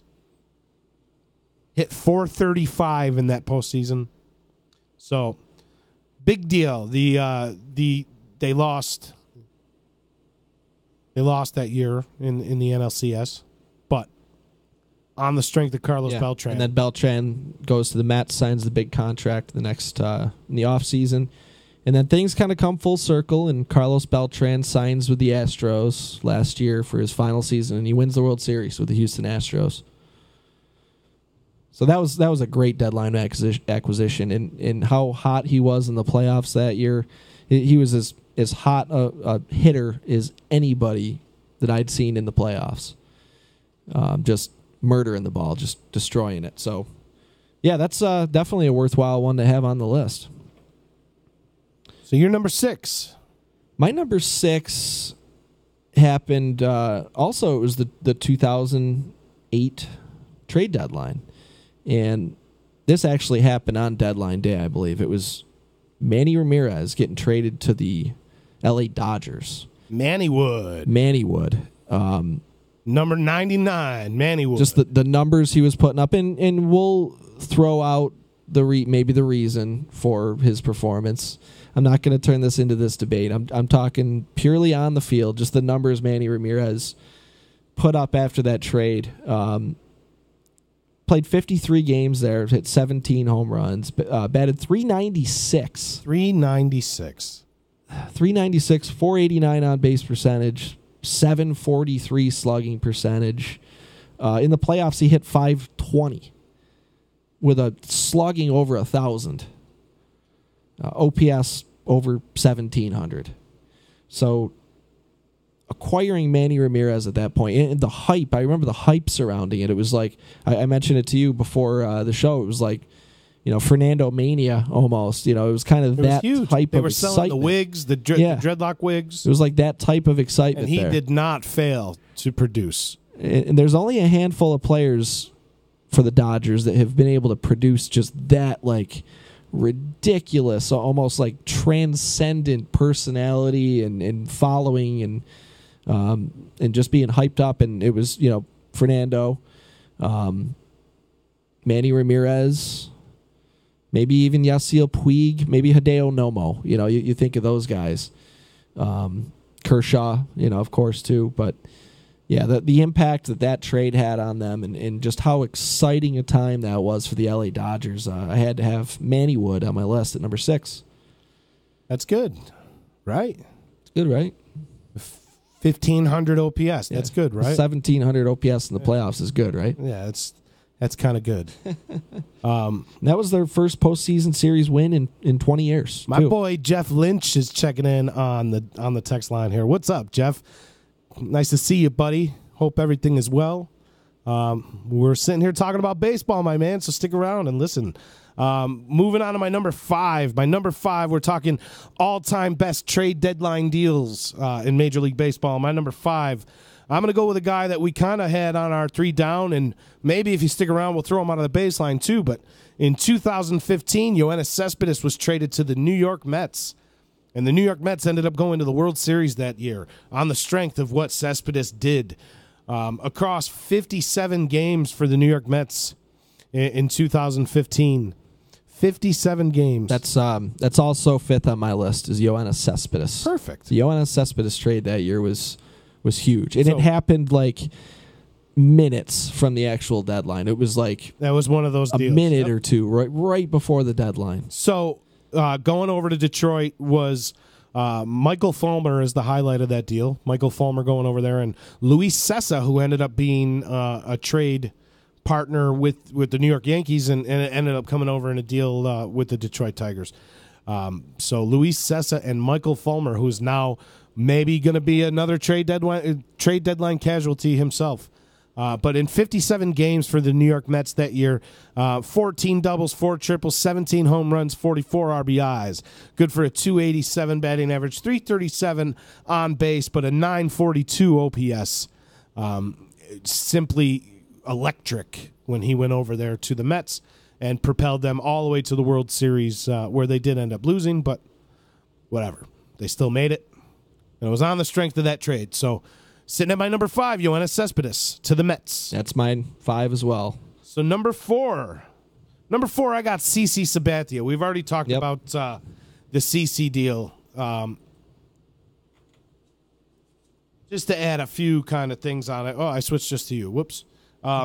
Just to add kind of a few things. In 83 days with the Brewers, 83 days, CC threw 132.2 innings in 83 days.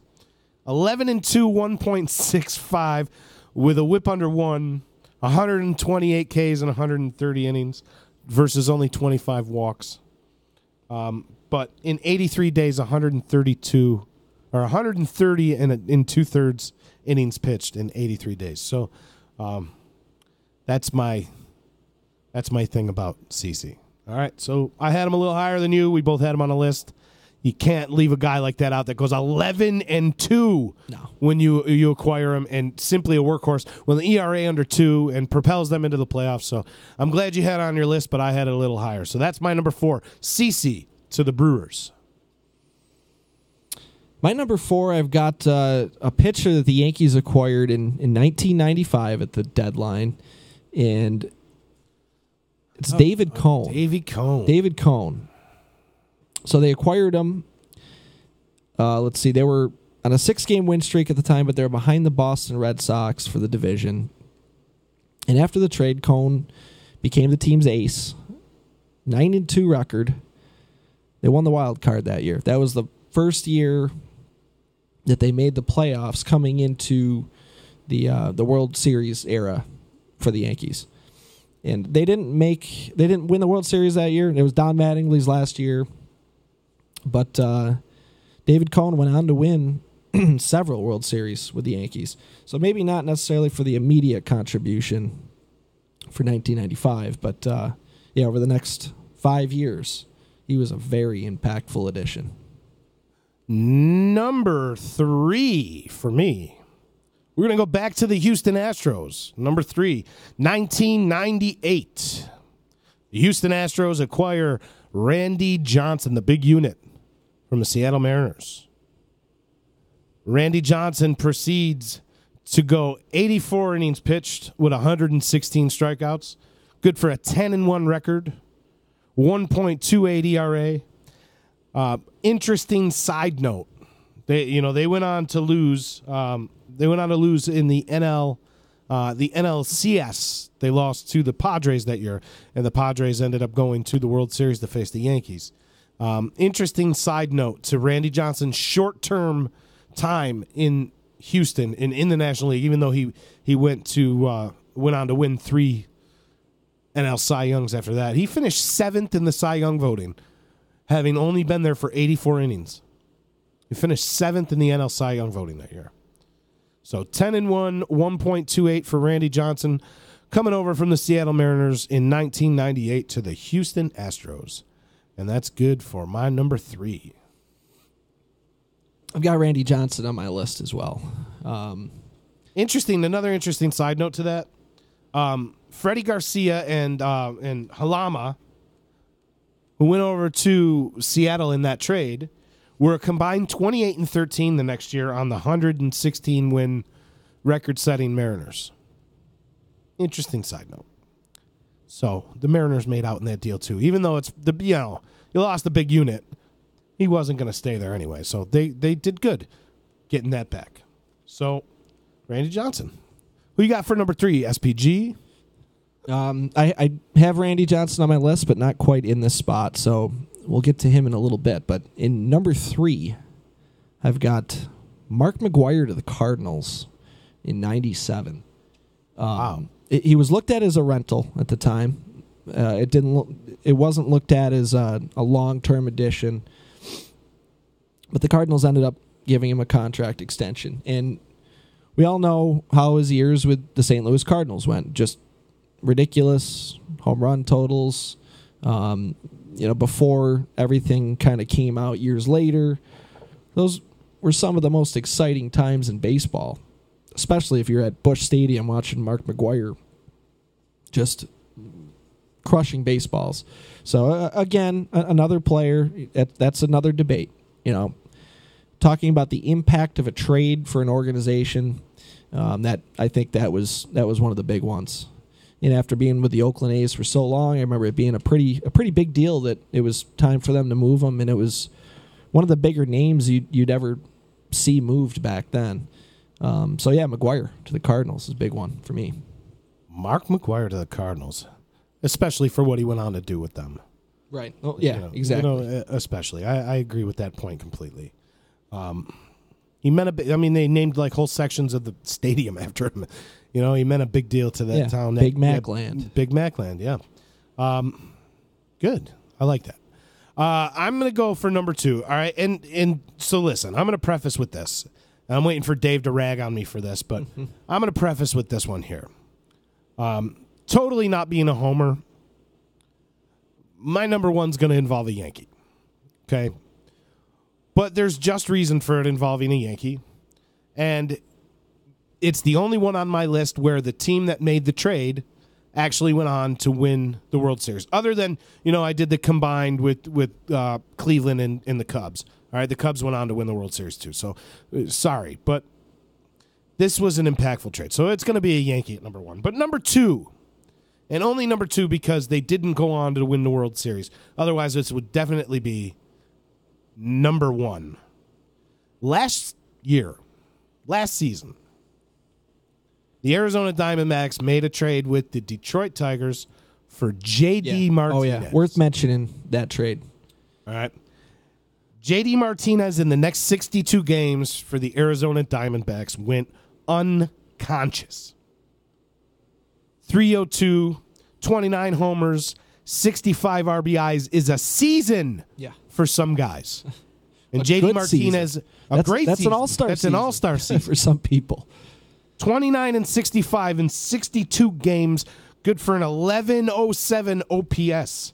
They lost in the NLDS, but J.D. Martinez was not the reason that he was the reason that they were in the division series. They did win the wild card game, and they went on to lose the NLDS, but J.D. Martinez just went obscenely out of this planet for 62 games last September or August into September. He went unconscious. So J.D. Martinez to the Diamondbacks lands at number 2 on my list. So you already talked about Randy Johnson, so I'll keep this brief. But I have him, the trade from Seattle to the Houston Astros, July 31st, 1998, is my number 2.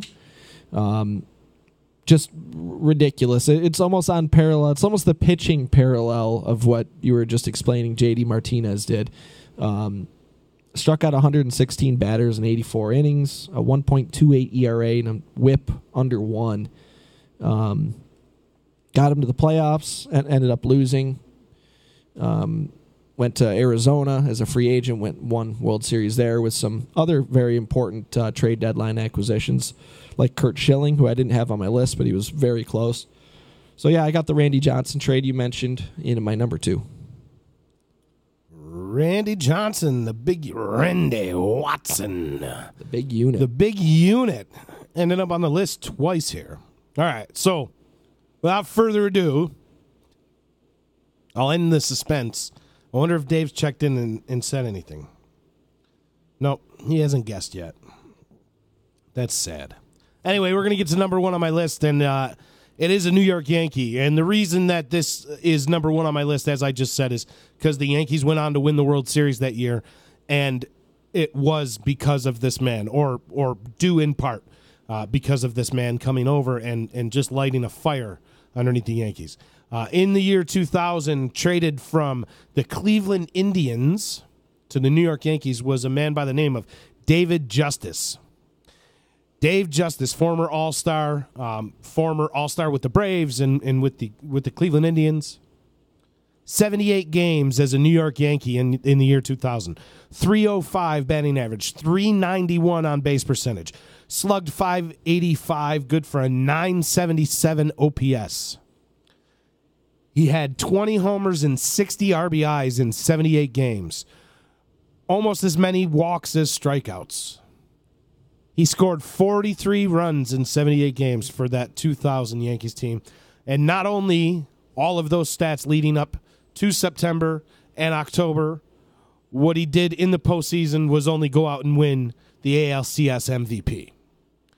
So it's not as if he didn't perform in that arena as well. So my number one trade deadline acquisition of all time is Dave Justice to the Yankees in 2000. Can't argue with that. So my number 1 is a player that won a World Series as a teammate of David Justice. And I think this might be the oldest, if you will, trades on our list. This one happened in 1993, and that's when the Braves went out and landed the crime dog, Fred McGriff, from the San Diego Padres. Those Braves teams, the pitching, we mentioned Greg Maddux today. We mentioned, the early year Braves with all that pitching and that just legendary staff they had. And they weren't able to crack through at this point in 1993 yet for a title. So they went out and they got McGriff. They had to shore up their lineup a little bit. They had the pitching in place. They just needed something on the hitting side to spark the team. And boy, did he ever spark the team in his time there. In 93, they didn't win it, but the year that they acquired him.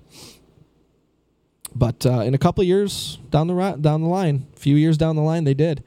I believe 2 years after the trade, 2.5 years after. And he was putting up 34, 35 home runs a year, 90-plus RBIs, 3 All-Star seasons.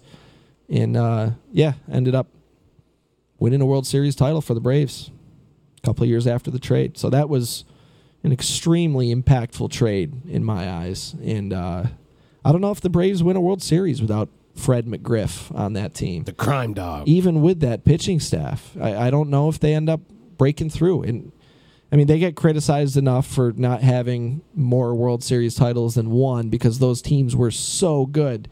There was potential there for multiple World Series championships.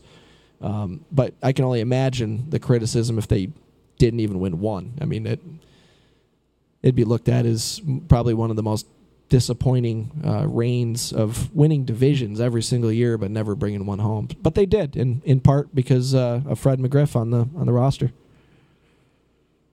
That's your number one. So that's the 7th inning stretch right there of our 7 top MLB trade deadline deals of all time. I hope you guys enjoyed it.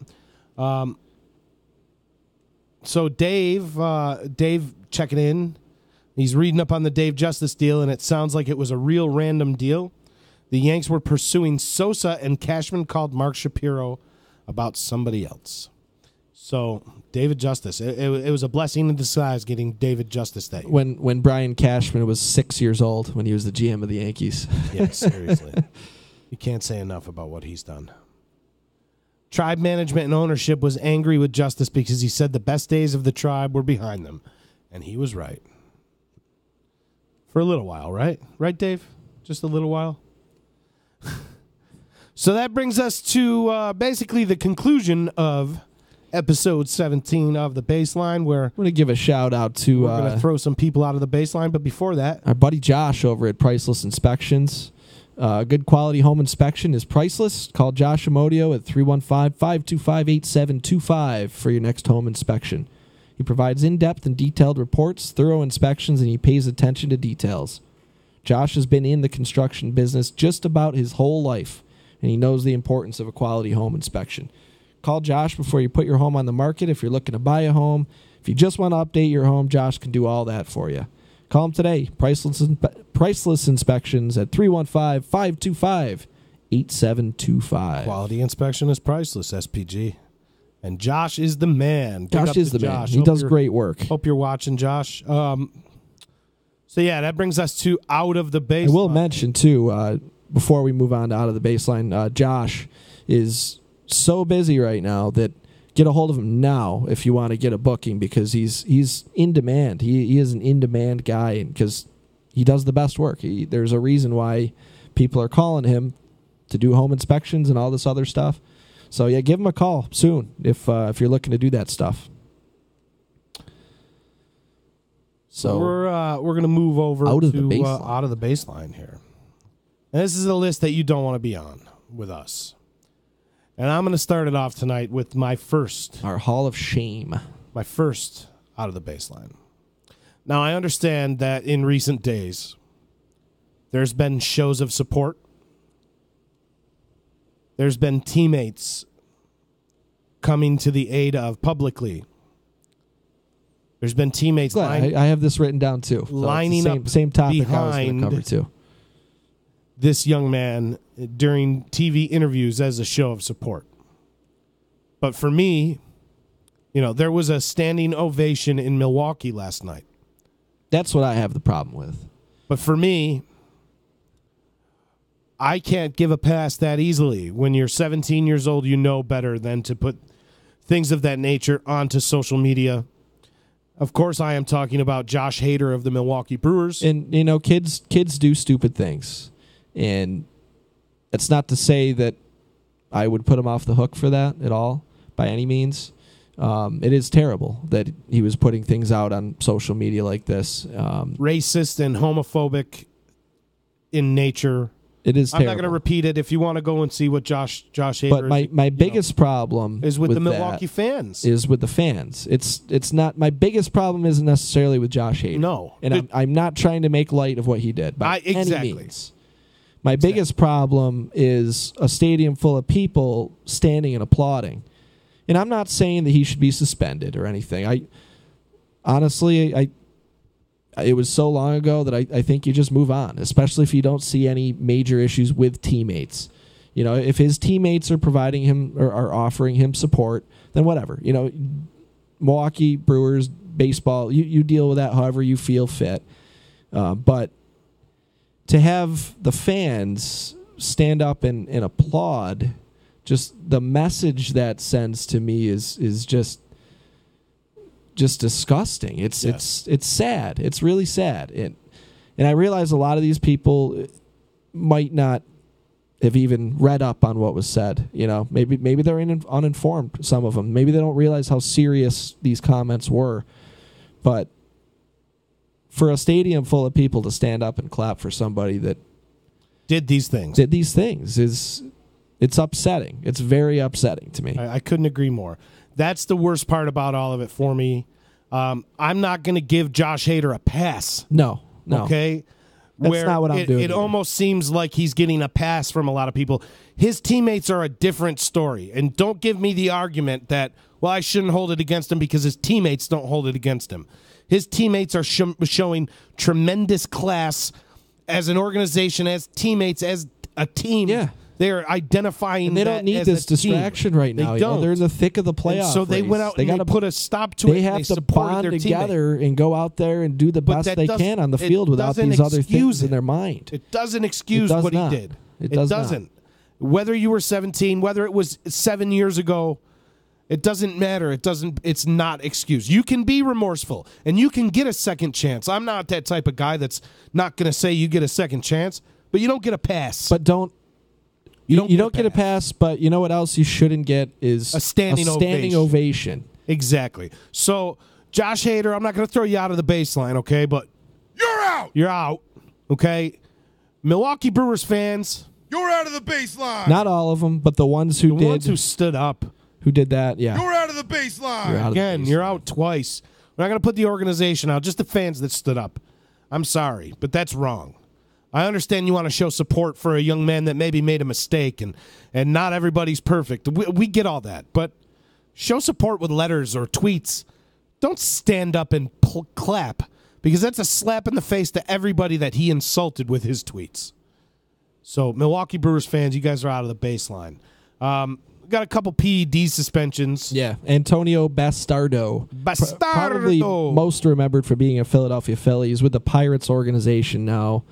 He just got popped for a second time for a banned substance, and he's going to miss 140 games now, and that might end his career. That might be the career ender. Antonio Bastardo. Antonio Bastardo. Yeah, good.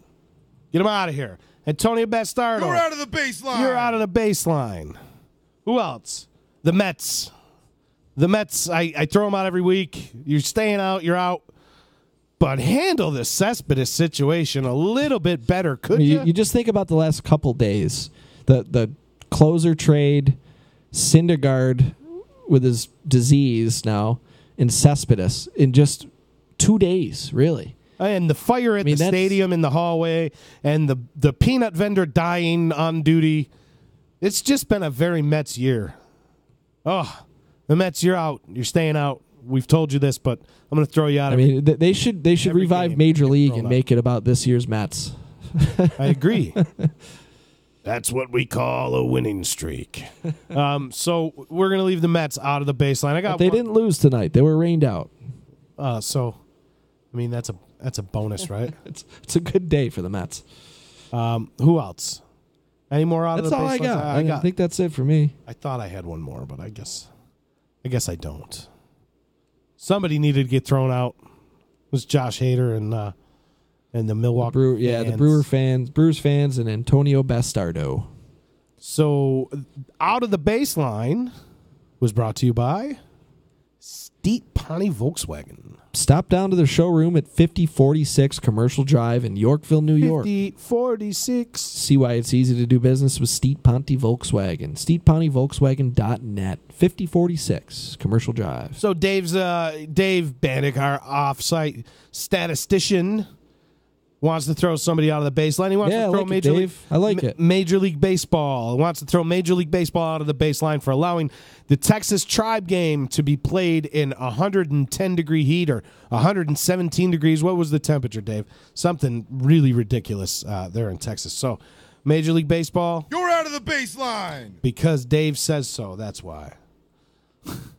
You know what else, too? I'll mention one more. I don't know if this is worth throwing out of the baseline, but it belongs in this forum, is when I think it was Manfred criticized the Angels and how they're marketing Mike Trout. Did you see that whole thing? Of course. And the Angels' response to that was outstanding. Yes. It was very professional. They listed a whole bunch of things that Mike Trout does. Just a complete professional on and off the field, has a family at home. So, you're not seeing him out and about at a lot of these events. I mean, with the exception of the Super Bowl, but he's a family man, and he is great with the fans. You see him playing catch with fans in the stands, and Major League Baseball has the gall to go out there and criticize the way the Angels are marketing Mike Trout. I mean, come on. No, he markets himself on the field. And he's always engaging with young fans. He brings random fans onto the field and gives them bats and plays catch with them and stretches with them. I don't want to hear it. So, that's it. That's it. One more for me. All right, one more. I got to get this off my chest. If you're a 19-year-old kid and you never played a lick of baseball and you are obsessed with Fangraphs and FIP and WAA and Babbitt, if you are obsessed with these numbers and you are a saberhead, a sabermetrician, and you don't understand the value in wins and losses, not necessarily just for a pitcher, but the value of wins and losses in a game, such as baseball. Wins and losses matter. Game results matter. So when you're doing your fielding independent pitching and the numbers are similar across the board, please know that wins and losses matter in a game. They matter. I'm sick of hearing all of these stats coming out and people saying, well, that doesn't matter because it's a win and loss and that player doesn't control it. You know what controls it? Him producing at a quality level. That controls it. Unless you're Jake DeGrom. Well, I understand. But the days of giving... But he's the exception. The days of giving Cy Youngs to 13 and 12 pitchers, it's just got to be over. All right? That's all I'm saying. So 18-year-old, 19-year-old sabermetricians that didn't play the game and got their nose in Fangraphs. You're out of the baseline. Watch some baseball, would you? The last one, All-Star MVP award voters. You're out of the baseline, too. Should have been Gene Segura. That's all I got. I think that's it for us. So Dave Bandick checking in again. Get the F off my game, you kids. Old man JP. And speaking of old, got to give a shout-out at the end of the show to our man, Charlie, Old Hoss Radborn. You're our boy, Old Hoss. We got to go every show. We got to say how much we appreciate and adore. Permanently inside the baseline. Old Hoss. Permanently inside the baseline. So that's it. That's our show. That's it for episode 17. Episode 17 in the books. Thanks, everybody, for sticking around. I'm JP, SPG here, episode 17 of the Baseline in the books. Stick around for episode 18. You can check this episode and all of our other episodes out at DisruptionNetwork.net. Also on YouTube at Disruption Network or The Baseline. Facebook, Twitch, Twitter. Follow us at Twitter at The Baseline 315.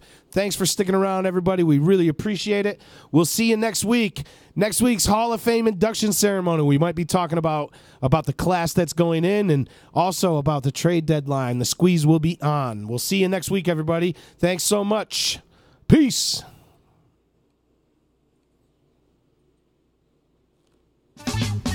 Get excited. It's the Electric Company reunion party Friday, July 20th at Wakely, 700 Varick Street. That's right, 700 Varick Street, the old EC. We're getting the gang back together, and we're partying old EC style. Peter Prince and Moonboo Lover will be providing the live entertainment. It's only a $5 cover at the door. Live broadcast from the D, raffles, games, prizes, and a few special announcements we're going to be making on this night. Get excited, because you know there ain't no party like an EC party, because an EC party don't stop. Friday, July 20th at Wakely's. See you there.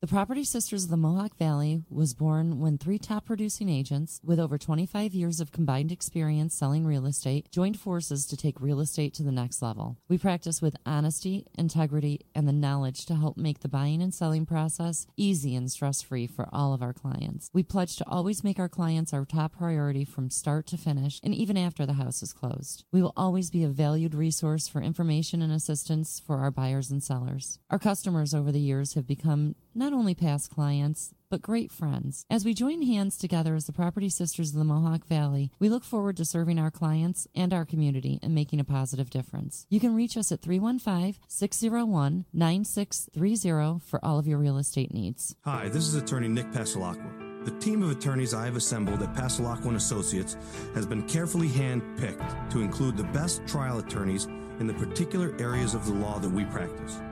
Have you been charged with DWI or any other crime? Members of our team include former assistant district attorneys, now fighting to protect your rights 24 hours a day, 7 days a week. Have you or someone you love been seriously injured in a motor vehicle accident? Members of the team at Pasalacqua & Associates include former insurance defense attorneys, now fighting to ensure that you get every penny you're entitled to. If you need legal help quick, don't waste your time or money calling anyone else. Remember, for legal help quick, you better call Nick and the team at Pasalacqua & Associates.